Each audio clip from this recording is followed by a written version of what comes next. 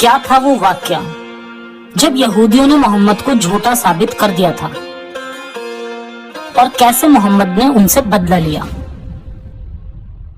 मोहम्मद की फितरती जिंदगी को उजागर करती इस सीरीज में अब तक हम जान चुके हैं कि खदीजा की बदौलत मोहम्मद एक नबी की जिंदगी जीने लगे थे और चमत्कार दिखाने के नाम पर लोगों को आखिरत की धमकियां देते फिरते थे। आज के एपिसोड में हम जानेंगे कि कैसे यहूदियों के सवालों का जवाब मोहम्मद देने में नाकाम रहा और फिर बाद में मोहम्मद ने कैसे उनसे अपना बदला लिया और उन्हें चुन चुन कर मारा। तो बने रहिए वीडियो का आखिर तक और शुरू करते हैं इंसानियत के नाम से। हमारा मकसद मुस्लिम लोगों के प्रति किसी तरह की नफरत फैलाना या उन्हें नीचे दिखाना नहीं है। द मोहम्मद, जिसके पिछले वीडियोस में हमने जाना कि किस तरह मक्का के लोगों की तरफ से मोहम्मद को बार बार खुद को सच्चा नबी साबित करने की चुनौतियां मिलती रहीं और हर बार मोहम्मद इस तरह के मौकों पर खुद को सच्चा साबित करने के बजाय ये बोंगी मार दिया करता था कि सिर्फ कुरान ही उसके सच्चे होने का सबूत है। कुरान में अल्लाह भी मोहम्मद को यही कहता दिखता है कि मोहम्मद कोई मोजज़ा यानी चमत्कार नहीं कर सकता और खुद अल्लाह भी मोजज़ा दिखाने को कहने पर धमकियां देता है और कुरान को ही मोजज़ा बताने की बचकानी बातें करता है। यानी मोहम्मद के सच्चे होने का सबूत है कुरान और कुरान के सच्चे होने का सबूत है मोहम्मद। इसी तरह की बोंगियां मारकर मोहम्मद मक्का वालों की नजरों से बहुत ज्यादा गिर चुका था। यहाँ तक कि इन सब वाकयात होने के बाद मक्का के लोग मोहम्मद को कहने लगे थे कि मोहम्मद तो एक मजनू, शायर या फिर दिमागी मरीज है जिस पर शैतान का साया है। और ऐसा सिर्फ मक्का वालों का नहीं बल्कि मोहम्मद के बचपन से उसके पालने वालों का भी यही ख्याल था, जो कि खुद इस्लामिक स्क्रिप्चर्स में भी लिखा है। मगर इतना सब हो जाने के बावजूद भी मोहम्मद अपने दावे से बिल्कुल भी टस से मस नहीं हुआ। मोहम्मद बार बार यही दावा करता और खुद को अब्राहमिक मजहबों का आखिरी नबी कहता और बाकी मजहबों को झूठा कहता और उनकी बेअदबी भी करता। 40 साल की उम्र से नबूवत मिलने के बाद मोहम्मद 53 साल की उम्र तक मक्का में इस्लाम फैलाने की कोशिश करता रहा। यानी अपनी जिंदगी के 13 साल तक मक्का के लोगों के लिए मोहम्मद एक सरदर्द बना रहा। 13 साल एक बहुत बड़ा वक्त होता है जिससे हमें मक्का के लोगों का बहुत ही ज्यादा सेक्युलर और टॉलरेट होने का पता चलता है।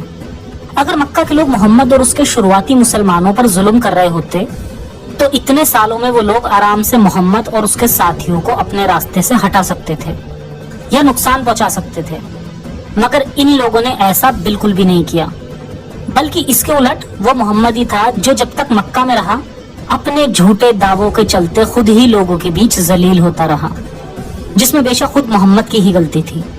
हालांकि बाद में कुछ सालों बाद मोहम्मद का वक्त पलटा तो उसने मक्का के लोगों को ब्लास्फेमी के नाम पर चुन चुन के मार दिया, जो मोहम्मद की पोल खोल दिया करते थे।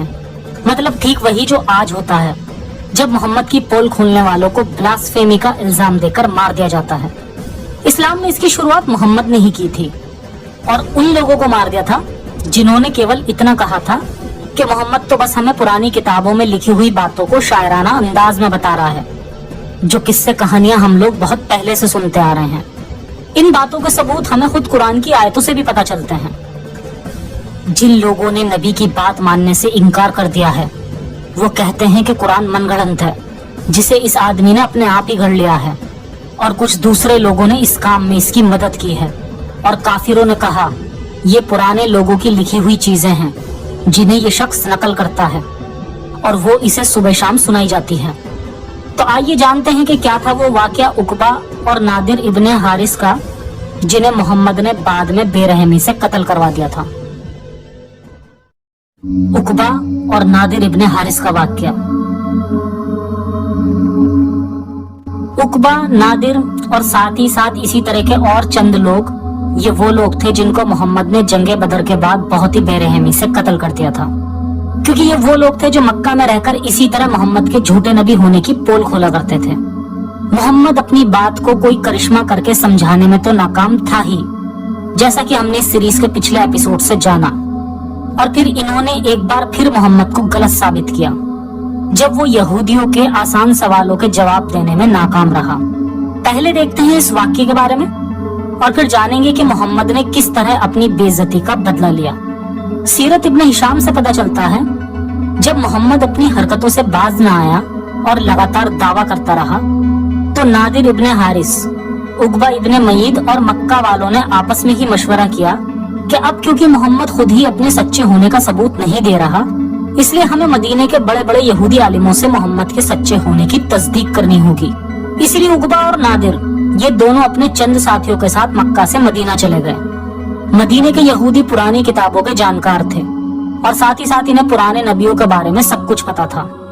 इसलिए नादिर और उकबा ने इन यहूदियों को मोहम्मद के बारे में बताया कि किस तरह मक्का में मोहम्मद नाम का एक शख्स नबी होने का दावा कर रहा है।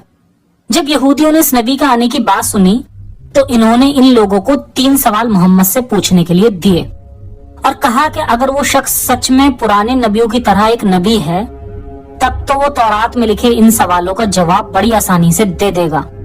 अगर वो इनके जवाब गलत देता है तो समझ जाओ कि वो झूठा नबी है और हमारी ही किताबों से बातों को गढ़ रहा है। इसके बाद ये लोग मोहम्मद के पास जाते हैं और इससे वही 3 सवाल रखते हैं। पहला सवाल, उन नौजवानों के बारे में बताओ जो अगले जमाने में चले गए थे। दूसरा सवाल, हमें उस शख्स के बारे में बताओ जिसने जमीन के मशरिकी और मगरिबी हिस्से को फतेह कर लिया था। और तीसरा सवाल, हमें रूह यानी आत्मा के बारे में बताओ। ये सवाल सुनने के बाद मोहम्मद ने इनसे कहा कि जो सवाल तुमने मुझसे किए हैं उनके बारे में मैं तुम्हें कल बताऊंगा। बस मोहम्मद की ये बोंगी सुनने के बाद लोग समझ गए कि मोहम्मद सच में एक झूठा नबी है। और ऐसा भी नहीं हुआ कि अगले दिन मोहम्मद ने इन्हें इन सवालों के जवाब दे दिए हों, बल्कि करीब 15 दिन बीत जाने के बाद भी मोहम्मद ने इन्हें कोई जवाब नहीं दिया। जब भी मक्का के लोग इनसे सवाल करते तो मोहम्मद बोंगी मारने लगता और कहता कि मैं कल बताऊंगा, कल बताऊंगा, मगर ऐसा नहीं हुआ। फिर आगे चलकर मोहम्मद ने कहा कि मैं तो इंशाअल्लाह कहना भूल ही जा रहा था, इसीलिए जिब्राइल मेरे पास जवाब देने के लिए नहीं आया। अब जरा यहाँ अल्लाह मियाँ की बचकानी हरकत देखिए। यहाँ यहूदी लोग सवाल करते हैं ताकि मोहम्मद की नबूवत साबित हो सके, लेकिन अल्लाह मजे ले रहा है और फरिश्ते को सिर्फ इसलिए नहीं भेजा क्योंकि मोहम्मद ने इंशाअल्लाह नहीं कहा। अगर इस वाक्य से आपको सचमुच ये लग रहा है कि ये जवाब अल्लाह ने लेट किए तो फिर शायद अब आपका ईमान आपकी समझदारी पर हावी हो रहा है और आपको अभी इसी सीरीज की और भी वीडियोस देखनी चाहिए। बात साफ है और मोहम्मद का भांडा उसी वक्त फूट जाता है। असल में यहूदी लोग भी बेवकूफ नहीं थे, इन्हें पुरानी किताबों के बारे में सबसे ज्यादा मालूमात थी, बल्कि मक्का के लोगों से भी ज्यादा। इन्होंने जानबूझकर ही वो सवाल किए जिसका जवाब कोई आम इंसान ना दे सके, और अगर देने की कोशिश भी करेगा तो इसमें भी गलती करेगा। इसलिए सिर्फ एक सच्चा नबी ही इन सवालों के जवाब दे सकता है, जो कि सच्चा नबी ना कभी हुआ था और ना ही कभी कोई होगा। मोहम्मद मक्का के लोगों के बीच 15 दिनों तक जलील होता रहा। फिर अचानक से 15 दिन बाद जाकर मोहम्मद पर कुरान की आयतें नाजिल होती हैं। ये इस्लाम को एक्सपोज करने वाला वो वाकया है जिससे चाहकर भी मुस्लिम्स नहीं भाग सकते, क्योंकि इस इवेंट की ऑथेंटिसिटी कुरान से जुड़ी हुई है और इसी वक्त कुरान में असहाबे कैफ और जुल्करनैन वाले वाकयात नाजिल हुए थे। खैर, 15 दिनों बाद मोहम्मद पर कुरान की सूरह असहाबे काफ नाजिल होती है, जिसमें यहूदियों के पहले सवाल का जवाब इस तरह दिया गया है कि इस वक्त को याद करो जब चंद नौजवानों ने एक गार के जानिब पनाह ली थी, फिर कहा ए हमारे रब हमारी हिफाजत फरमा। इन सारी आयतों को पढ़ के पता चलता है कि असहाबे काफ का वाकया यूं था कि 7 नौजवान छुपकर गार यानी गुफा में चले गए थे, क्योंकि उस वक्त का बादशाह बहुत जालिम था और उसने लोगों से खुद की इबादत करने के लिए कहा, जबकि ये लोग सिर्फ एक खुदा में यकीन करने वाले थे। इसलिए ये गार में छुप गए, जहां जाने के बाद ये सो गए, और जब सोकर उठे तो इन्हें पता चला कि एक दिन नहीं बल्कि 300 साल बाद सोकर उठे हैं। अब बात आती है, क्या इस तरह मोहम्मद पहले सवाल का जवाब देने में कामयाब हुआ? जवाब है नहीं। असल में असहाबे काफ का ये वाकया यहूदियों का नहीं बल्कि ईसाइयों का है।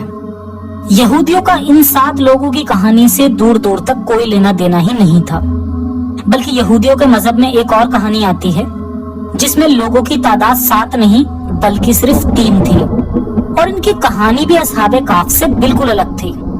कितने ताज्जुब की बात है कि ये सवाल मोहम्मद से यहूदियों ने किया था, मगर मोहम्मद उन्हें वो जवाब दे रहा है जिसका यहूदियों से कोई लेना देना ही नहीं है। यहूदी बाइबल के सिर्फ पुराने नियम को मानते हैं और ईसाई पूरी बाइबल को। मोहम्मद ने ईसाइयों की इन 7 लोगों वाली कहानी उसी तरह से चुराई होगी जैसे उसने सिर्फ एक खुदा की इबादत करने वाले कॉन्सेप्ट को खदीजा और वर्का से चुराया था। वर्का ईसाई था और खदीजा भी अरब के एक ऐसे कबीले से थी जो सिर्फ एक खुदा को मानने वाले थे, जैसे कि पिछले एपिसोड में हमने जाना भी था। मोहम्मद ने इन्हीं लोगों की मदद से चीजों को तोड़ मरोड़ कर पेश किया और जवाब देने में नाकाम रहा। खैर, इसके बाद दूसरा सवाल था एक बादशाह के बारे में। इस पर कुरान की सूरह अस्हाबे काफ में ही एक आयत नाजिल होती है जिसमें लिखा है कि तुझसे जुल्करनैन के बारे में सवाल करते हैं, हमने इसे बहुत कुव्वत दी थी और वो जमीन के मशरिक और मगरिब शहरों तक पहुंच गया था। अब यहाँ कुरान का जुल्करनैन कौन है, ये टॉपिक ही खुद मुस्लिम स्कॉलर्स के बीच ही काफी कॉन्ट्रडिक्शन वाला है। असल में खुद मोहम्मद को भी नहीं पता था कि वो किसके बारे में बात कर रहा है और ये यहूदियों की किताब तौरात में लिखे सही जवाब से बिल्कुल अलग था। इसलिए किसी ने भी इस जवाब को सुनने के बाद मोहम्मद को सच्चा नहीं कहा। और अब आखिरी सवाल कि रूह क्या है। इस पर जो मोहम्मद पर आयत नाजिल हुई उसके पढ़ने के बाद कुछ एक्सप्लेन करने की जरूरत ही नहीं।